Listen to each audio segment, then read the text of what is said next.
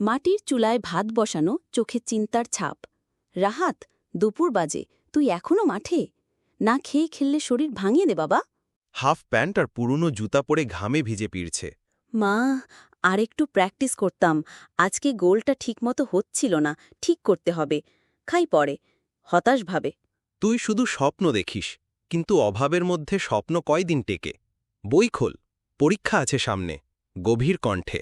মা, আমি কাগজের বইয়ে নয়, জীবনের মাঠে লেখাপড়া শিখতেছি।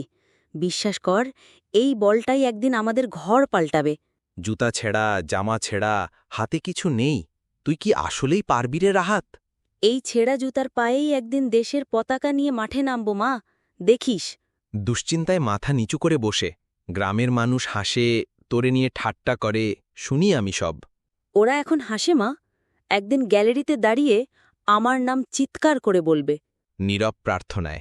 হে আল্লাহ, আমার ছেলেটা যেন একটা সুযোগ পায়, নিজের স্বপ্নটা পূরণ করতে পারে। নিজের মনেই উচ্চারণ করছে, এই দৌড় শুধু মাঠের না মা, এইটা আমার জীবনের দৌড়, থামলে হেরে যাব। টিভির সামনে দাঁড়িয়ে হাত কাঁপছে। ওই যে আমার রাহাত গোল করল, দেশের জার্সি পরে মাঠে। ইন্টারভিউতে আমার মা যখন বলতেন তুই পারবি না, আমি শপথ করতাম একদিন দেখাবো আমি পারি। আজ আমি ওনার জন্যই গোল পাড়ি দিয়েছি। ছেলের হাতে ট্রফি দেখে চোখ ভিজে যায়। তুই আমার গর্বরে রাহাত, তোর স্বপ্ন, আমার কান্না, সবকিছু আজ সার্থক লাগতেছে। মায়ের হাতে নিজের জার্সি তুলে দেয়। এই জার্সিটা তোমার মা, তুই বিশ্বাস করিস বা না করিস, আমি প্রতিদিন তোর মুখটাই কল্পনা করে দৌড়াতাম, তুই ছাড়া আমি কিছুই না।